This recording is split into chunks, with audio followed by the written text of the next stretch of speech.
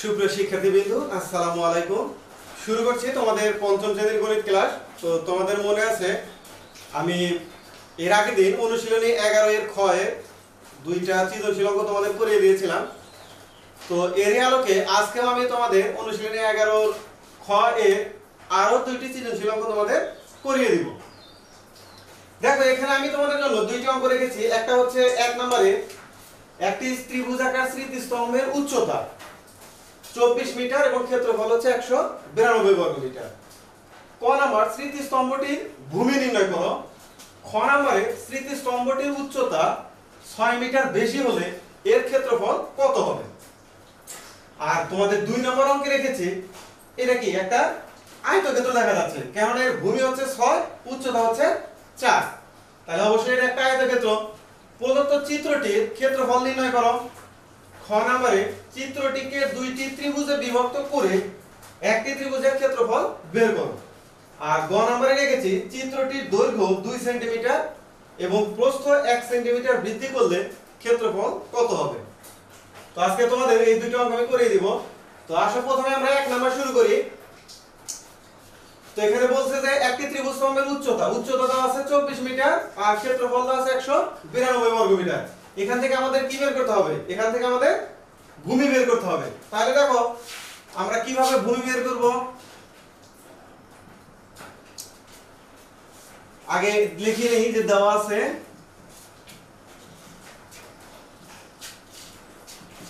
আছে উচ্চতা 24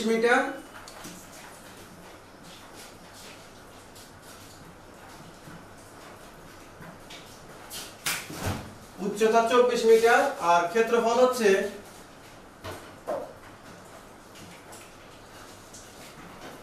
192 বর্গ মিটার।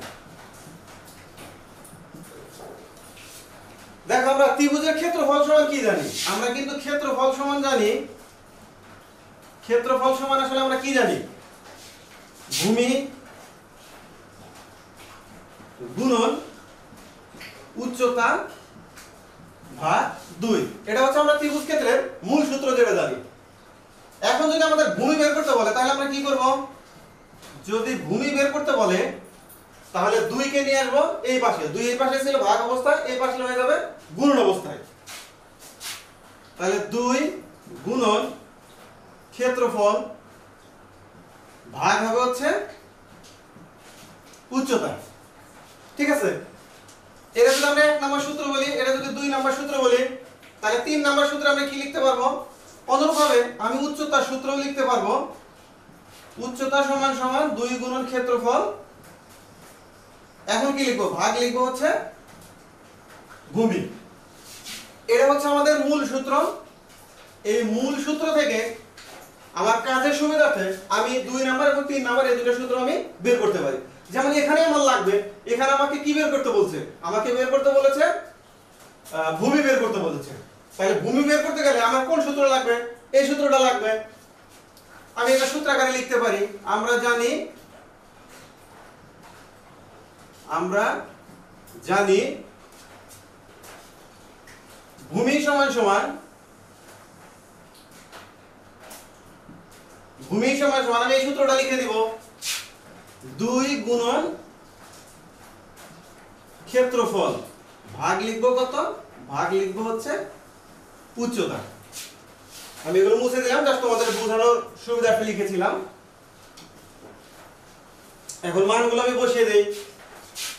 2 এর জায়গায় তো 2।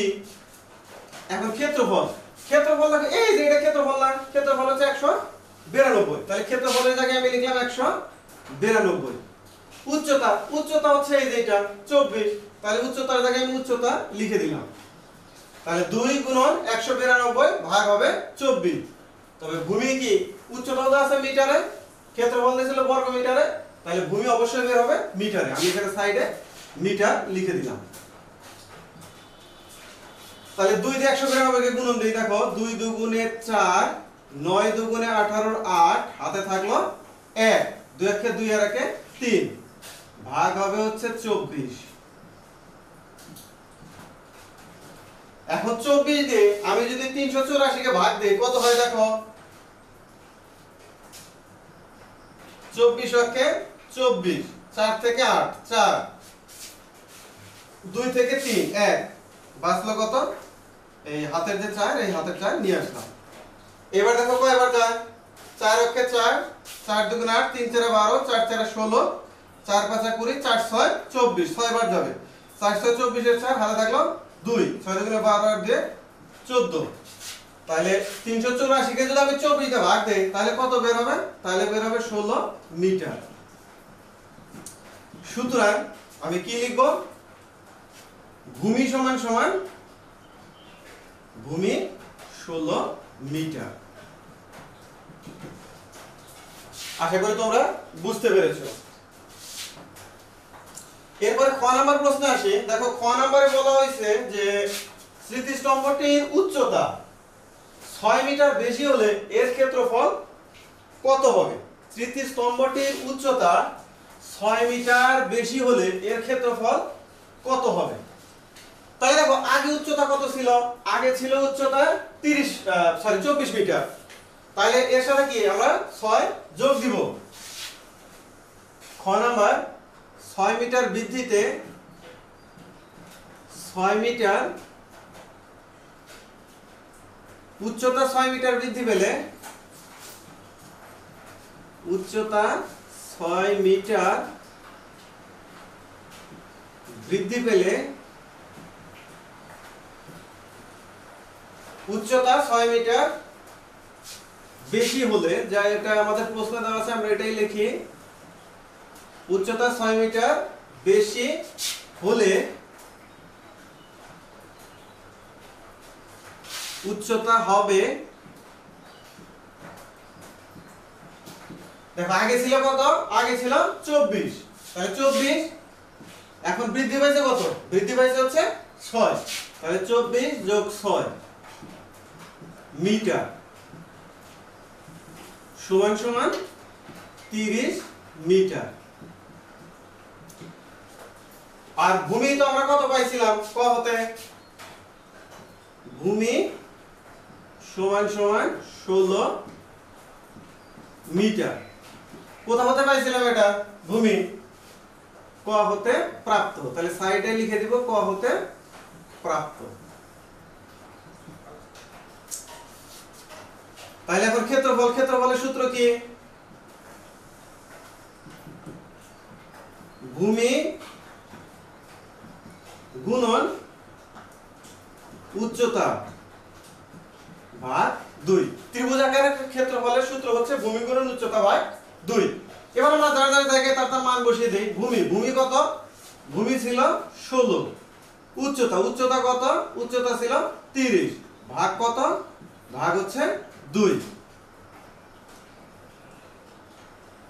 ভাগ হচ্ছে 2। দেখো 30 আর 16 যদি গুণ দিই 318 হাতে গেলে 1, 3 অক্ষে 3 রাখে 4, 480। 480 কে 2 দিয়ে ভাগ দিলে এটা যেহেতু ক্ষেত্রফল, এটা অবশ্যই হবে বর্গ মিটার। এখানেও লিখব বর্গ মিটার। ফাইনালি 480 কে 2 দিয়ে ভাগ দিলে 240 বর্গ মিটার। সুতরাং ক্ষেত্রফল হবে 240 বর্গ মিটার। এভাবে তোমরা 1 নম্বর অঙ্কটা শেষ করবে। আশা করি তোমরা বুঝতে পেরেছো। যদি বুঝে থাকো তাহলে এখন আমরা 2 নম্বর অঙ্কে যাই। দেখো 2 নম্বরে একটা আয়তাকার ক্ষেত্র দেওয়া আছে যেখানে ভূমি আছে 6 সেমি এবং উচ্চতা আছে 4 সেমি, অথবা দৈর্ঘ্য বস্তু আমরা যাই বলি না কেন। তো ক নম্বরে বলছে চিত্রটির ক্ষেত্রফল নির্ণয় করো।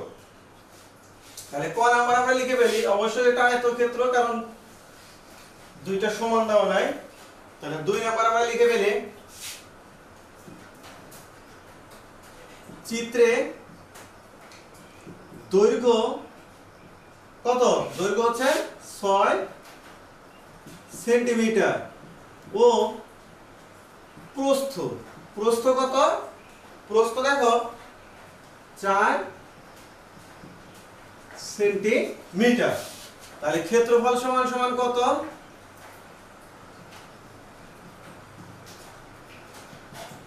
দৈর্ঘ্য গুণন প্রস্থ। এখানে দৈর্ঘ্য হচ্ছে 6, প্রস্থ হচ্ছে 4। যেহেতু সবগুলো মান মিটারে দেওয়া আছে তাহলে ক্ষেত্রফল অবশ্যই বের হবে, সরি যেহেতু মান আছে সবগুলো সেন্টিমিটারে তাহলে ক্ষেত্রফল অবশ্যই হবে বর্গ সেন্টিমিটার। তাহলে 4 6 24 বর্গ সেন্টিমিটার। সুতরাং ক্ষেত্রফল 24 বর্গ সেন্টিমিটার।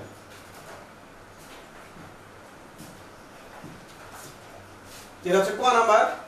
এরপরে খ নাম্বারে আমি চলে যাই। দেখো খ নাম্বারে বলছে যে চিত্রটিকে দুইটি ত্রিভুজে বিভক্ত করে একটি ত্রিভুজের ক্ষেত্রফল বের করি। তাহলে আমি এই চিত্রটা আবার এঁকে নেই। এখানে নাম দিলাম ক, খ, গ, ঘ। এটা হচ্ছে 6 সেন্টিমিটার আর এটা হচ্ছে 4 সেন্টিমিটার। তো প্রথমে বলছে চিত্রটিকে দুইটি ত্রিভুজে বিভক্ত করি। দুইটি ত্রিভুজে কিভাবে বিভক্ত করব?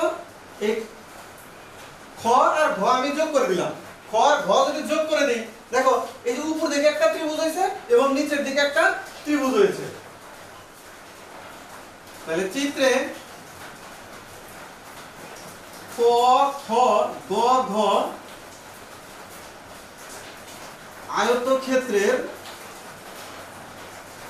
আয়তক্ষেত্রের কি খ এবং ঘ যোগ করি। খ ঘ যোগ করি। তাহলে আমরা দুটি ত্রিভুজ কি কি ত্রিভুজ পাই? একটা হচ্ছে খ ক ঘ ও আরেকটা কি খ গ ঘ।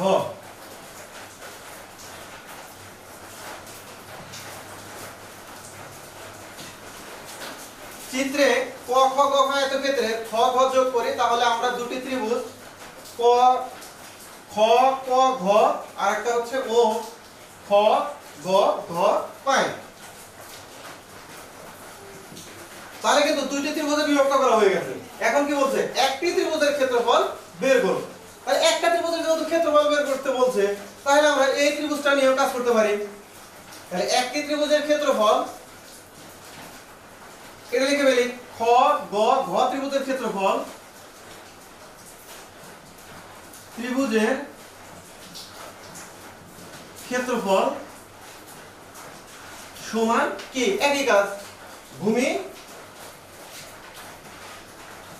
গুণন উচ্চতা ভাগ হবে হচ্ছে 2। এখানে ভূমি দেখো কত? ভূমি হচ্ছে 6, উচ্চতা কত? উচ্চতা হচ্ছে 4, ভাগ কত দিব? ভাগ হচ্ছে 2। তাহলে ক্ষেত্রফল অবশ্যই বের হবে বর্গ সেন্টিমিটার। 4 6 24 ভাগ 2 বর্গ সেন্টিমিটার সমান সমান 12 বর্গ সেন্টিমিটার।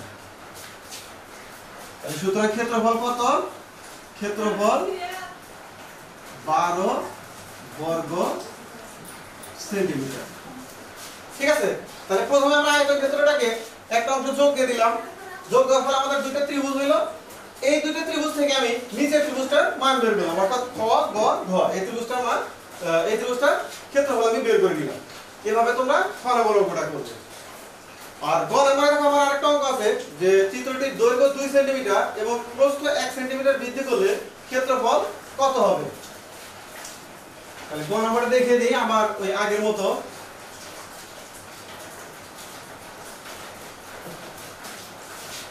দৈর্ঘ্য এবং প্রস্থ বৃদ্ধি পাওয়ার পর হয়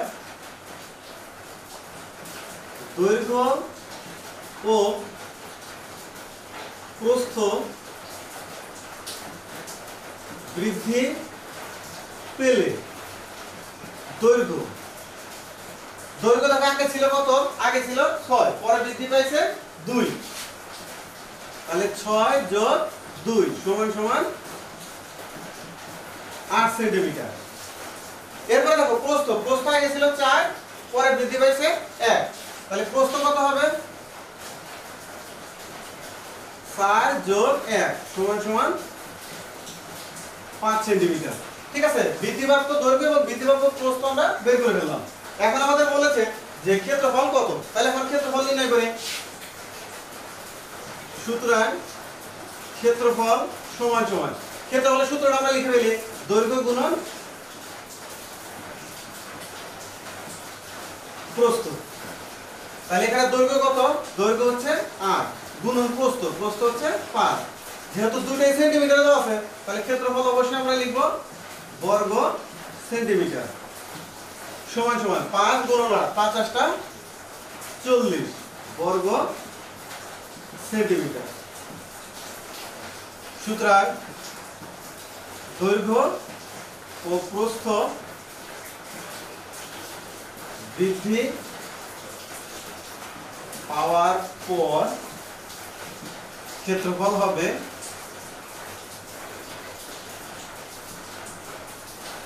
40 বর্গ সেন্টিমিটার। এভাবে এই অঙ্কটা শেষ করতে হবে। তো আশা করি বেশ কয়েকটা তোমাদের ত্রিভুজ আকার এবং আয়তক্ষেত্রের অঙ্ক দেখিয়ে দিয়েছি। তো এই টাইপের অঙ্কই তোমাদের পরীক্ষাতে থাকবে। আশা করি এই ধরনের যে কোনো প্রশ্ন আসলে তোমরা সমাধান করতে পারবে। আর এরপরেও যদি তোমাদের কারো কোথাও কোনো সমস্যা থাকে, অবশ্যই আমাকে মেসেঞ্জার গ্রুপে জানাবে, আমি তোমাদের সমস্যাগুলো সমাধান করে দেওয়ার চেষ্টা করব। আজকে এতটুকুই, ধন্যবাদ সবাইকে।